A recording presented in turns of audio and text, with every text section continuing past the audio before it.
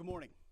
We just finished an update with Admiral Brad Cooper, the CENTCOM commander, across the CENTCOM AOR, our leadership and troops, as you would expect, doing a fantastic. Rocket attacks on our ships, murders at our embassies, roadside bombs in Iraq and Afghanistan, funded and armed by Iranian Quds Force and IRGC killers. My generation of veterans carry the names of brothers who never came home. Brothers butchered by Iranian-backed roadside bombs and well-armed militias, thousands of our own. We didn't start this war, but under President Trump, we are finishing it. Their war on Americans has become our retribution against their Ayatollah and his death cult. It took the 47th president, a fighter who always puts America first, to finally draw the line after 47 years of Iranian belligerence. He reminded the world, as he has time and time again, being an American means something unbreakable. If you kill Americans, if you threaten Americans anywhere on earth, we will hunt you down without apology and without hesitation, and we will kill you. President Trump has also been very consistent. Crazy regimes like Iran, hell-bent on prophetic Islamist delusions, cannot have nuclear weapons. It's common sense.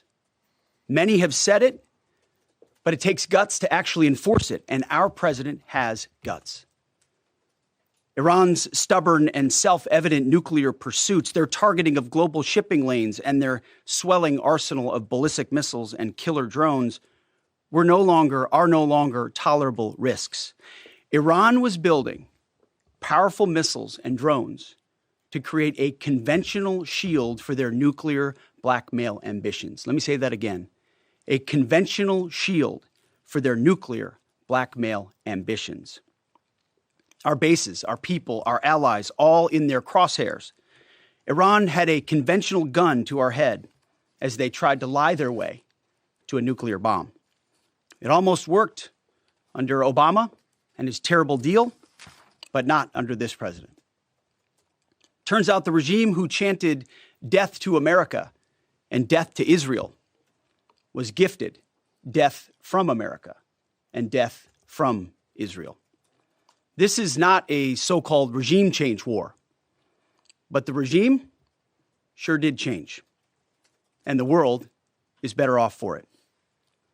Today, in their desperation, the enemy is unmasked as Iranian missiles and drones rain down indiscriminately on the hotels, airports, apartments, and other civilian targets of their neighbors. Cowardly terrorist tactics from a regime that for decades has trafficked in cowardly terrorist tactics, lies, death, and destruction to this day. The Iranian leadership has built nothing except proxies and missiles and drones and deeply buried nuclear factories and facilities. Peaceful nuclear ambitions do not need to be buried underneath mountains. Last June, Operation Midnight Hammer obliterated their nuclear program to rubble. Afterward, we told them plainly, that's it, now make a deal. They arrogantly refused. We said, rebuild it, and we'll stop you again, this time far worse. Well, President Trump, Secretary Rubio, Steve Witkoff, Jared Kushner, they bent over backwards for real diplomacy, offering pathway after pathway to peace. I watched it. I was there. They tried over and over and over again earnest attempts at peace. The former regime had every chance to make a peaceful and sensible deal.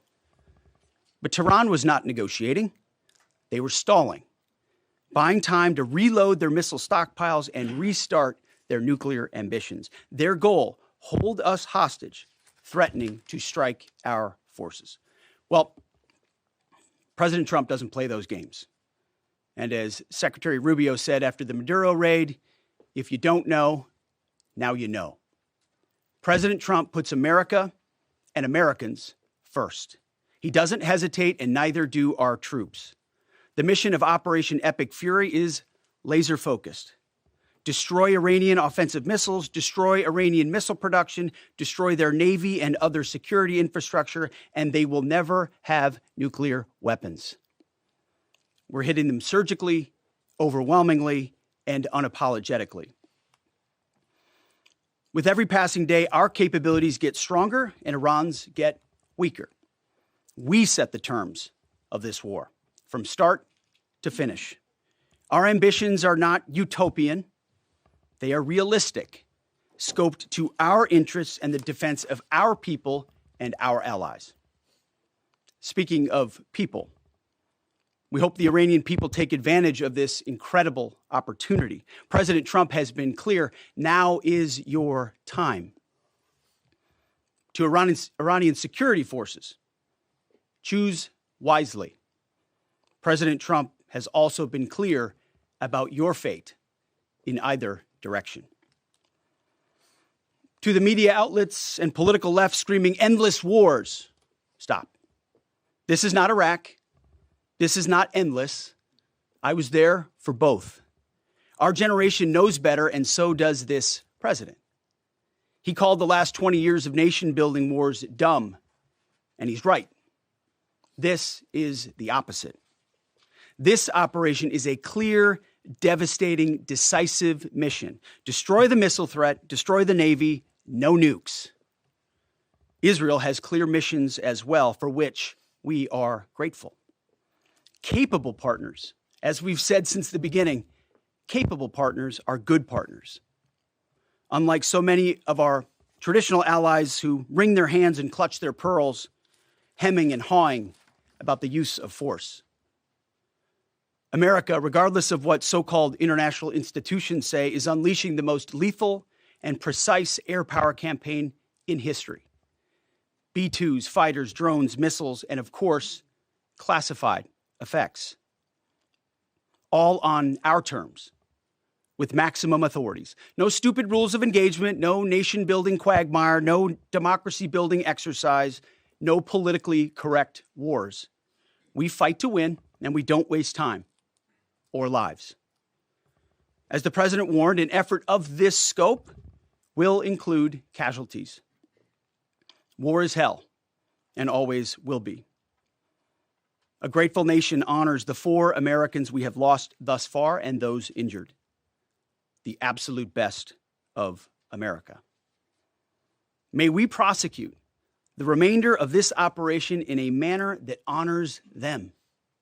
No apologies, no hesitation, epic fury for them and the thousands of Americans before them, taken too soon by Iranian radicals. Before I turn it over to General Caine for the operational update, let me speak straight to you, the Joint Force, our warriors on the front lines. This is your moment. This is the generational turning point America has waited for since 1979, and since the rudderless wars of hubris my generation, our generation, endured. Don't listen to the noise. Just stay focused. Our commander-in-chief is steady at the wheel. We face a determined enemy, but you are better. But we must prove it every single day. History doesn't care if we're tired, if we're scared, or if the fight feels big. It demands warriors who rise anyway. Peace through strength, the warrior ethos, lethality, unity of purpose, those are not slogans. They're the beating heart of what it means to wear the uniform, that uniform. You think clearly under fire, you act decisively in chaos, you uphold the Constitution, and you uphold our country without hesitation. We are not defenders anymore. We are warriors, trained to kill the enemy and break their will. History is watching. Be the force you swore an oath to be, focused, disciplined, lethal, and unbreakable. We will finish this on America First conditions of President Trump's choosing. Nobody else's, as it should be. And know this above all, President Trump and I have your back, always. Through fire, through criticism, through fake news, through everything. We unleash you because you are the best, most powerful, most lethal fighting force the world has ever seen. May Almighty God watch over you and his providential arms of protection extend over you. Godspeed, warriors, and keep going. General Caine, over to you. Thank you, Mr. Secretary, and good morning, everyone. The purpose of my portion of the briefing today is to update you and the American people on the actions taken thus far. The briefing will discuss the preparation, the planning, setting the force, the early operations, and how we're assessing the progress thus far. So let's get started. On Saturday, 28 February, at 01:15 Eastern Standard Time, 9:45 a.m. local Tehran time, on the orders of the President of the United States, U.S. Central Command, under the command of United States Navy Admiral Brad Cooper, commenced Operation Epic Fury. As I said, I'm going to walk you through the initial phases of the operation, but first, I want to express my deep condolences and the condolences of the Joint Force to the Department of War personnel killed and wounded in actions thus far. As the Secretary said, they're heroes and represent the best of our nation has to offer. They're true examples of what selfless service means. Our deepest and heartfelt condolences are with their families, their friends, and their units. We grieve with you, and we will never forget you. Additionally, I stand here before you today grateful for each service member, planner, logistician, operator across our joint force, for our Department of War civilians, our intelligence community teammates, our interagency teammates who continue to stand in harm's way alongside us. I am proud of all of you as you take the fight to the enemy, and we are the best in the world at integrating, period. I want to extend my personal gratitude to the dedicated commanders and senior enlisted leaders and the enlisted members of the Joint Force who are fighting this fight across the CENTCOM AOR. In addition to Admiral Cooper and Fleet Master Chief Compton, I want to highlight a few today. U.S. Army Central Command Commander Lieutenant General Pat Frank, who, along with his team, are fighting the counter-missile and counter-drone fight. United States Navy Central Command Commander Vice Admiral Kurt Renshaw and his team, who are engaged with the Iranian Navy and projecting American naval combat power from the seas. And United States Air Force Central Command Commander Lieutenant General Derek France and his leadership team, who are crushing Iranian targets from the air. I want to highlight the support to the CENTCOM fight from other combatant commands who are directly involved with this effort, to include U.S. Spacecom, U.S. Cybercom, and U.S. UCOM. I also want to specifically call out United States Transportation Command and U.S. STRATCOM for their contributions to this fight. We cannot project American combat power at the time and place of our choosing without both. And finally, I want to express how deeply thankful I am for the continued service and sacrifice of the entire Joint Force and their families. Their unwavering commitment and dedication are the cornerstones of this effort. So let me start with a few details. First, to be clear, as the Secretary said, this is not a single overnight operation. The military objectives that CENTCOM and the Joint Force have been tasked with will take some time to achieve, and in some cases will be difficult and gritty work.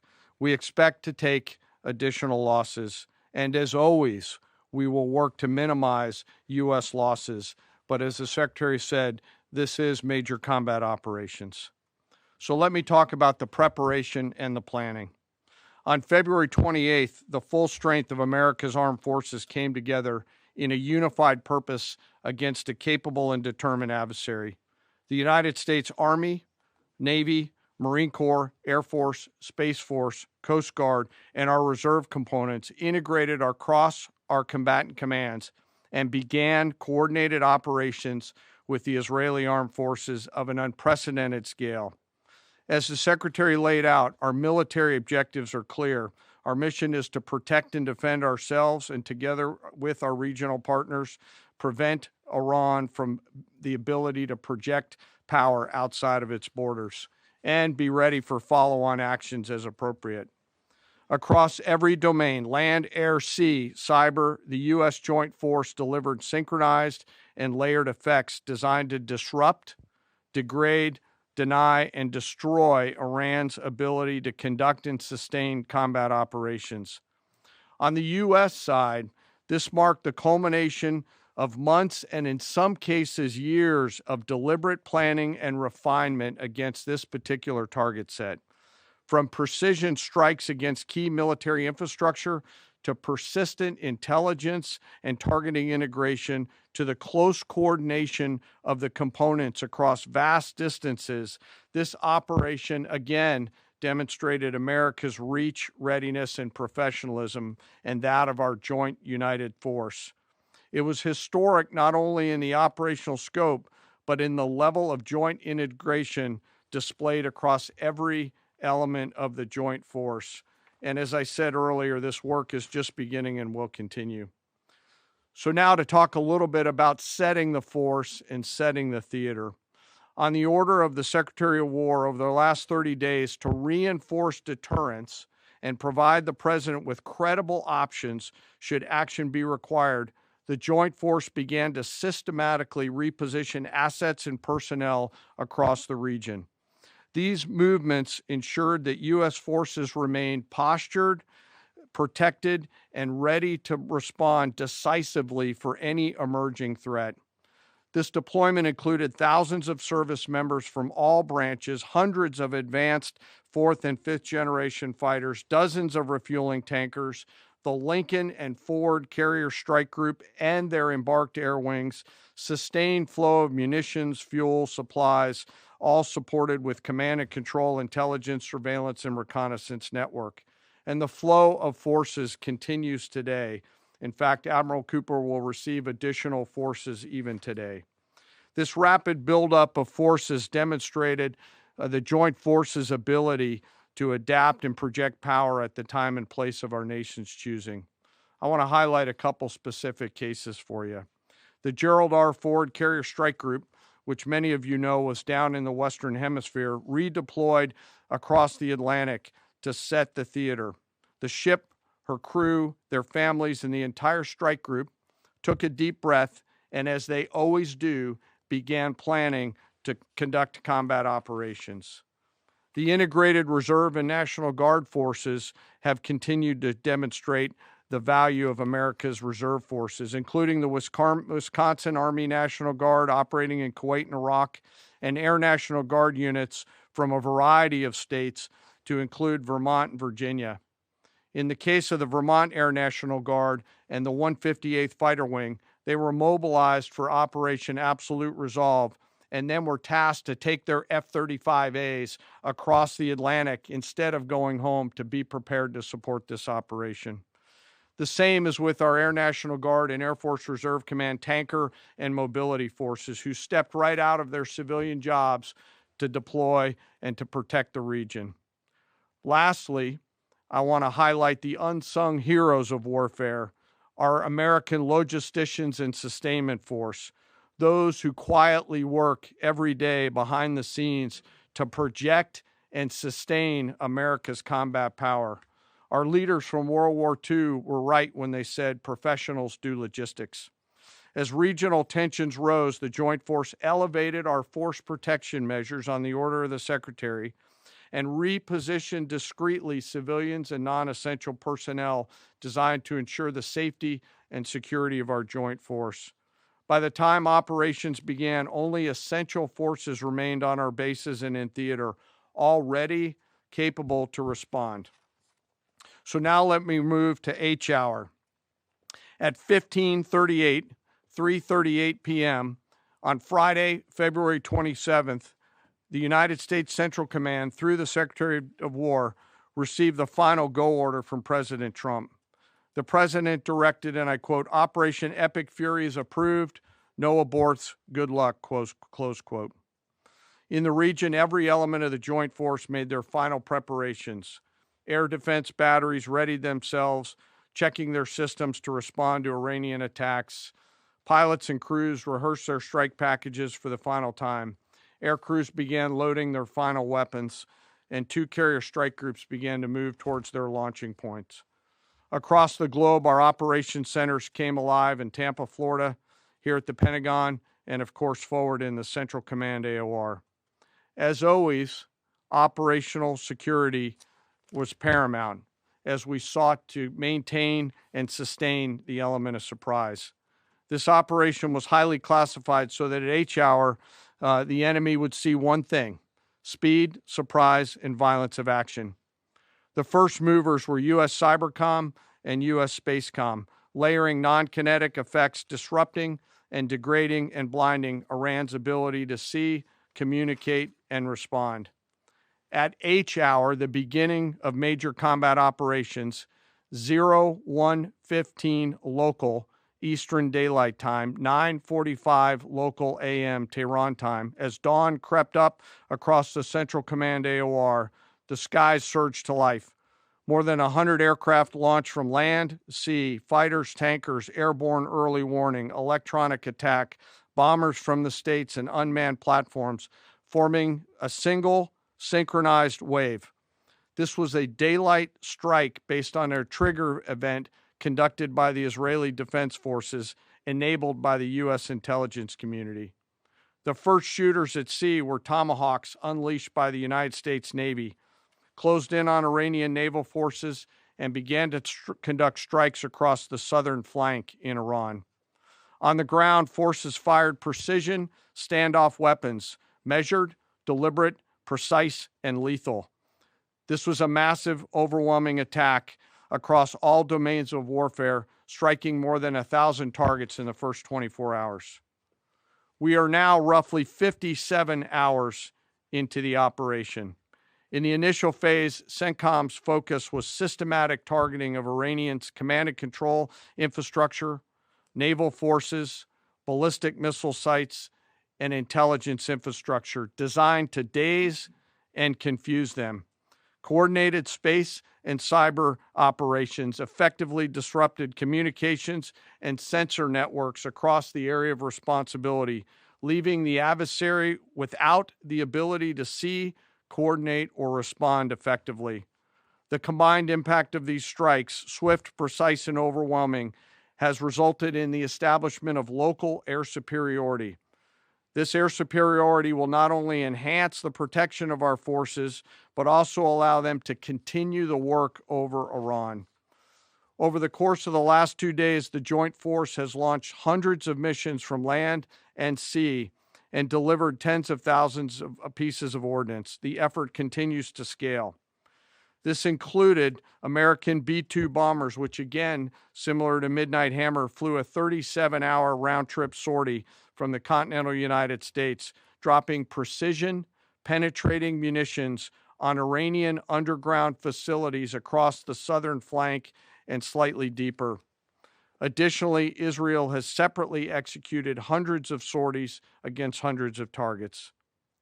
Beyond Air Force and Navy aircraft strike packages, coordinated salvos of precision standoff weapons from across the region have neutralized hundreds of pre-planned targets.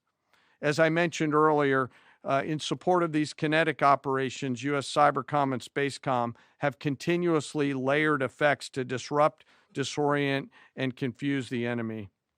I will note that this operation had several combat firsts, which I'll allow at some point in the future Admiral Cooper to talk about since he owns the AOR.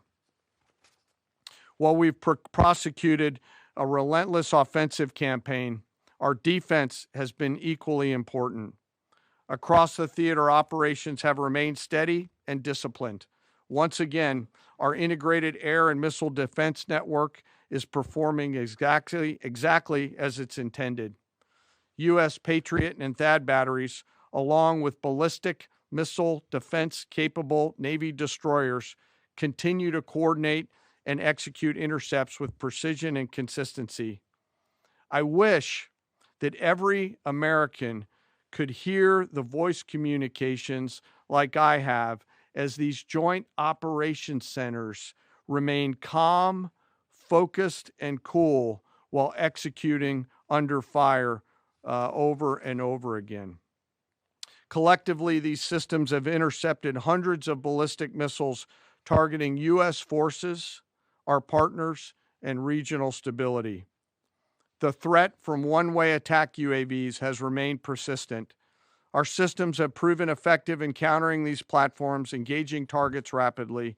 Each intercept represents hundreds of hours of training, readiness, and technology all coming together to work as designed. We will remain vigilant in the counter-UAV fight. And the defense of the region is not ours alone. As the threat grew, our partners surged in beside us. Air defense batteries in Qatar, the UAE, Kuwait, Jordan, and Saudi Arabia joined the fight, proof positive that years of training, trust, and hard-earned integration pay off. I am aware of the loss of 3 U.S. Air Force F-15Es overnight in the region. I am grateful for the safety of the crews, and we know that this was not from hostile enemy fire. As this matter's under investigation, I'll not comment further on this. Let me close. Operations will remain active across the theater and across the globe. The U.S. forces are postured not only to maintain pressure, but to respond and adapt as required. Operation Epic Fury stands as a reminder of what the United States military uniquely delivers: the ability to project power on a global scale with speed, surprise, precision, and overwhelming force when and where our nation requires it. What we've demonstrated over the past several days reflects years of investment in readiness, joint integration, and professionalism of the joint force. As major combat operations continue across CENTCOM, we remain engaged globally. America's joint force retains the credibility, capacity, and flexibility to respond to any contingency anywhere in the world at any time. To those who would test our resolve or threaten the United States, our allies, or our interests, understand clearly we can reach you, we can sustain the fight, and we can scale the fight, and we will prevail. To the American people, your joint force remains steady, frosty, calm, and focused. Your service members are trained, disciplined, and determined. We understand the risks of this mission and the weight of the responsibility that we carry. We also recognize that our families also shoulder the burden at home. You are a part of this too. I am proud today, as I am every day, to stand as a member of America's joint force. There is no mission too complex, no distance too great, and no adversary too determined for the men and women who wear our nation's uniform. We mourn our fallen, we honor their families, and we continue our mission with focus, unity, and strength. And now I'm happy to take any questions. Thank you, Mr. Chairman. Right here. Go ahead. Thank you for your time. What percentage of Iranian long-straight capabilities are still in the fight, and what is our exit strategy here, and when will it be deployed? Well, they have long-range strike capabilities, which we are hyper-focused on. The brief we got just this morning, Admiral Cooper knows exactly and precisely what kind of threat matrix he's looking at, the way they might change their techniques, and how we adapt to that. So we're making sure the theater commander has absolutely everything he needs. I mean, one of the things the chairman mentioned is for months and months, even before we built up, we ensured that we had maximum defensive capabilities in theater to allow the president the decision space in the future. So even before this buildup in the last 30 days, we discreetly brought defensive assets in to make sure, understanding that there are Iranian capabilities. As far as time frame, I would never hang a time frame from our perspective. The commander-in-chief sets the op tempo and terms of this fight. As I said, it's on his terms. And we'll make sure that Admiral Cooper and his team have everything they need, not just to defend. I mean, the best defense is good offense. And so we're aggressively pushing into that airspace over that southern flank to ensure that we control it and we destroy anything that moves that would attempt to shoot us. Think of it as shooting the archer instead of the arrows. That's where we want to be. And we have the kind of exquisite intelligence to get over the top, find that and destroy it. It won't happen overnight. This is a big battle space with a lot of capabilities. That's part of the reason why it's such a threat to us. That's why I talk about conventional umbrella to blackmail nuclear ambitions. They were building up this conventional arsenal in order to ensure that no one would ever block them from their ability to get nuclear weapons. So we're very clear-eyed, about the nature of this Iranian threat, and we're going to get after it. I don't know if you have anything to add to that, Mr. Chairman. Thank you for the question. The only thing I'll add is that unlike an operation, a single operation like Midnight Hammer or Absolute Resolve, it'll take some time for us to conduct battle damage assessment, and the targeting cycle that CENTCOM will run will take those things into effect. Admiral Cooper will adjust his plan and fires accordingly to ensure that we're attriting that. He's focused on long-range strike capability coming out of the enemy, and that's a key and essential part of it. Of the capabilities that still exist from the enemy front. Yeah, that's what I mean when I say we're still doing BDA. Normally we'd be able to see a singular thing and we'd assess pretty quickly. He's doing offense and assessment simultaneously, so it'll take longer for us to assess than it would in a single operation. Secretary Hegseth, thank you. Reagan Reese with the Daily Caller. 2 questions for you. The president said yesterday in his video message that we will leave Iran when we complete all of our objectives. What are our objectives? And can you share more information on how the soldiers who were killed were killed? Well, I laid out the objectives, as did the chairman. They're completely nested. I mean, Iran has an ability to project power against us and our allies in ways that we can't tolerate. So whether that's ballistic missiles and drones, so offensive capabilities, effectively their Navy, which would attempt to set other terms and impose different costs, drone capabilities, which we laid out there. And ultimately, though, this tying it back to Midnight Hammer, the president has been willing to make a deal. You can't have a nuclear bomb. Radical Islamists can't have a nuclear bomb that they wield against the world. He gave them every single opportunity. Then we precisely took it away. And even then, after that, they didn't have that. They didn't come to the table with a willingness to give it away. So ultimately, those nuclear ambitions, which never ceased, are something that had to be addressed as well. So that's a discrete sense of what's being addressed here to ensure that they can't use that conventional umbrella to continue a pursuit of nuclear ambitions. And then as it pertains to the U.S. casualties, that particular incident was, you have air defenses and the lot's coming in and you hit most of it. And we absolutely do. We have incredible air defenders. Every once in a while, you might have one, unfortunately, we call it a squirter that makes its way through. And in that particular case, it happened to hit a tactical operations center that was fortified, but these are powerful weapons. So we certainly will do, as I said, moments like that as we remember them and we take care of them and take care of their families only stiffen our resolve to ensure that we do this properly. Thank you. Yep. Right here. Thank you, Secretary Hegseth. I had 2 questions for you. First, are there currently any American boots on the ground in Iran? No, but we're not going to go into the exercise of what we will or will not do. I think it's one of those fallacies for a long time that this department or presidents or others should tell the American people this, and our enemies, by the way, here's exactly what we'll do. Here's exactly how long we'll go. Here's exactly how far we'll go. Here's what we're willing to do and not do. It's foolishness. And so President Trump ensures that our enemies understand we'll go as far as we need to go to advance American interests. But we're not dumb about it. You don't have to roll 200,000 people in there and stay for 20 years. We've proven that you can achieve objectives that advance American interests without being foolish about it. Now, will we be bold about it? Are we willing to be decisive about it?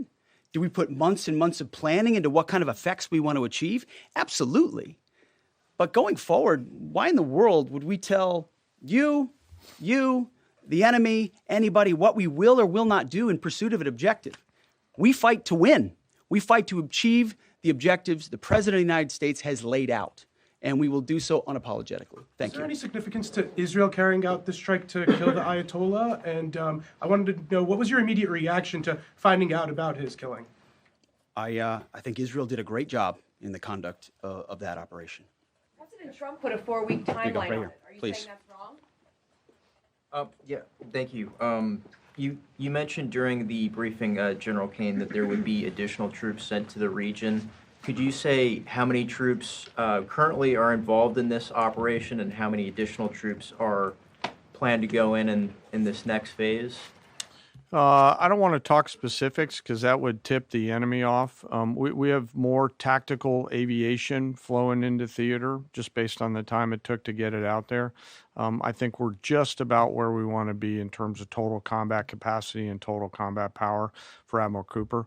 One of the things, though, that a commander, he'll consistently assess the trajectory of the campaign. Is he on or off trajectory? And then make an ask of the joint force, which will then develop options for consideration by the secretary and the president to either increase or in some cases decrease the amount of combat capability that we have over there. I heard the question about 4 weeks. It's the typical NBC sort of gotcha type question. President Trump has all the latitude in the world to talk about how long it may or may not take. 4 weeks, 2 weeks, 6 weeks. It could move up. It could move back.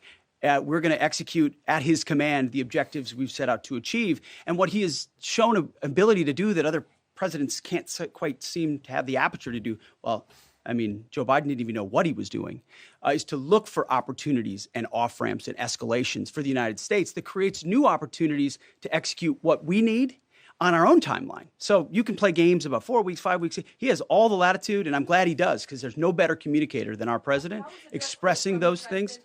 Daily Mail. I've been in meetings with the president for the last 2.5 days. We know exactly where his headspace is, and he will communicate as he should exactly what he would like, and we will follow those orders. And I think everything he said on that is right down the middle. Chairman, did you Absolutely. have Yes, right there. Yes, sir. Thank you very much, Secretary. I left my hometown of Sakis in Iranian Kurdistan in 1996. Can you promise that I will be able to return home safely this year? And I have a following question too, please. I appreciate the question. I'm not here to place guarantees on that, but I think the message the president has given has been clear to the people of Iran. This is your moment. The world was seized by these crowds and then seized by the reality of this regime killing tens of thousands of innocent protesters. So we saw the nature of the regime yet again exposed. We saw many of the Iranian people seek a change there. This is their moment to take advantage of it, for sure. Secretary, you served in Iraq and know that no American soldiers were killed in Kurdistan. The Kurdish people are very pro-American. Will you continue protect Kurdistan and Peshmerga as loyal ally of the United States? Why I'm asking this question? Because now Kurdistan is under attack by Iranian drones and by proxies in Iraq and on the region. I think I can speak to allies generally in the region who we've been in constant communication with. We have been standing shoulder to shoulder with them, and we appreciate their capabilities. Absolutely. Yes, right here. Hi, thank you. Cameron Arkin with the Daily Wire. My question is about some of the domestic threats, if any, regarding this right now. Have there been any concerns about Iranian sleeper cells, and kind of what has the Trump administration been doing to kind of monitor these Well, threats? across the interagency, in full coordination, of course, we're paying attention to any potentialities there. This is a former regime, a regime that seeks to export that ideology and try to sow terror. We're ready for that. We've seen these types of folks before, and the American people can rest assured that we're vigilant on that. Secretary, thank you. Kind of a follow-up on that last question. There was just this, what appears to be a terrorist attack in Austin yesterday. How does that change the operation at all?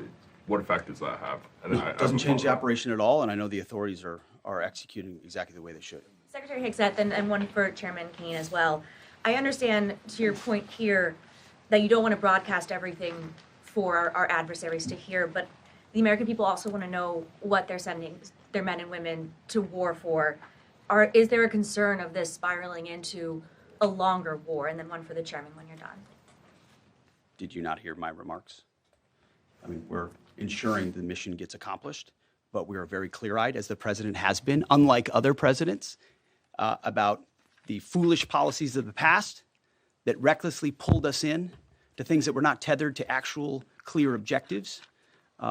So we know, we have plans, we have generals, we have chairmen, we have commanders, CENTCOM commanders, Admiral Cooper, who's executing very deliberately to ensure outcomes that I laid out are accomplished. But we would never, in front of a press pool, lay out how long that may take. The mission for our warfighters, which is what matters to us, is very, very clear, and they're executing it right now violently. And just for the chairman quickly, I have one for the chairman. You said this is not a one-night operation. It will take time to achieve the goals. What would be the goal line here for you? I think the Secretary laid out the military objectives, and that's what we execute against is the military objectives. Last one right here. Uranium is. Thank you, sir. As you've said, there are a large amount of U.S. service members that are in harm's way right now. What is your prayer for them? First of all, my prayer for them is that I do pray for them. My wife prays for them. Our family prays for them. Our cabinet prays for them. None of this is done on a whim. Having been in their boots, having been in their shoes, having been in their flight suits, I know we think about them with every decision that we make and every recommendation that we make to the President of the United States. Those recommendations are made prayerfully. And when I pray every day for them and for this mission, I pray simply for the biblical wisdom to see what is right and the courage to do it. It's going to take courage to follow through on this. There's going to be a lot of noise, and we pray for that, and we hope all of you do as well. Thank you very much. Appreciate it. Thank you. Going to strike first. Sites in Iran, sir.